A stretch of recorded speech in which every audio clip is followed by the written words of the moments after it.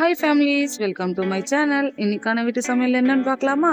இன்னைக்கு எக் சேமியா செய்ய போகிறோம். எப்படி செய்யறதுன்னு பார்க்கலாம் வாங்க, வீடியோக்குள்ளே போகலாம்.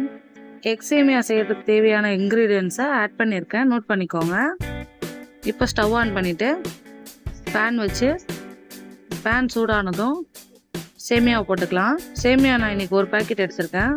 எப்போவுமே சேமியா செய்யும் போது இந்த மாதிரி முன்னாடியே போட்டு கொஞ்சம் சூடு பண்ணி செய்யுங்க. சேமியா நல்லா உதிரியாக வரும், ஒன்றோட ஒன்று ஒட்டிக்காது. நல்லா சூடு பண்ணி எடுத்துக்கலாம். கொஞ்சமாக கலர் மாறினா போதும். சேமியா நல்லா பொன்னிறமாயிடுச்சு.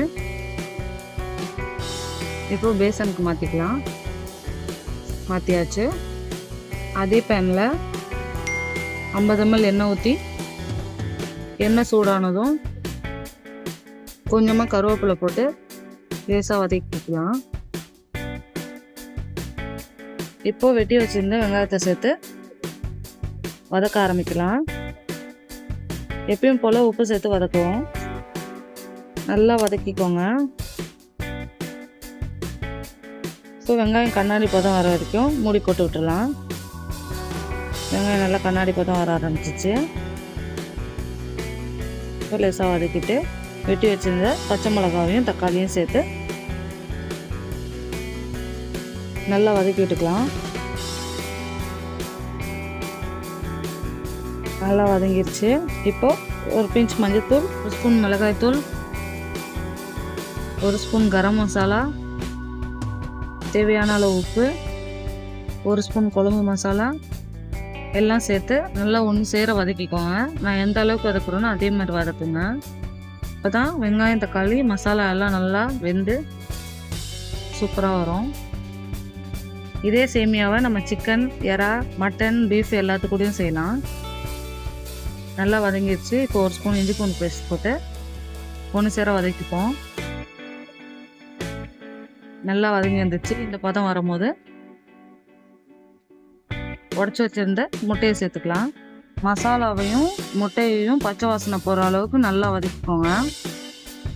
இந்த அளவுக்கு வந்ததும் ஒரு சொம்பு தண்ணி ஊற்றி நல்லா ஒன்று சேர கட்டி இல்லாமல் கலந்து விட்டுக்கலாம்.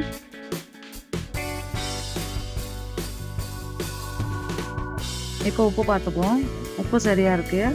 கொத்தமல்லி தூவி மூடி போட்டு ஒரு நிமிஷத்துக்கு கொதி வர விட்டுடலாம். 1 நிமிஷம் ஆயிடுச்சு. நல்லா கொதியும் வர ஆரம்பிச்சிருச்சு.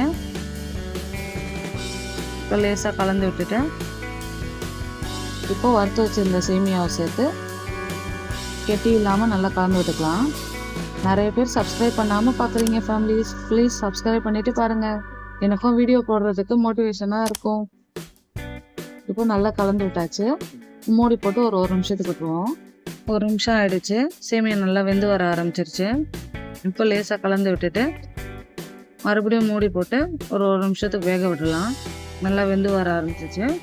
நல்லா கலந்து விட்டுட்டு இந்த பதம் வந்ததோட மூடி போட்டு ஸ்டவ் ஆஃப் பண்ணி 2 நிமிஷம் கழிச்சு சர்வ் பண்ணுங்க. கரெக்டாக இருக்கும். எக் சேமியா ரெடி ஆயிடுச்சு. சூப்பர். இன்னைக்கான வீட்டு சமையல் ரெடி ஆயிடுச்சு. இன்னைக்கு நம்ம முட்டை சேமியா செஞ்சுருக்கோம். வாங்க ஃபேமிலி சாப்பிடலாம். மறக்காமல் லைக் அண்ட் சப்ஸ்கிரைப் பண்ணிடுங்க. அடுத்த டிஷ் என்ன செய்யலான்னு கமெண்ட் பண்ணுங்க. Thank you. Thanks for watching. Please like and subscribe. So good.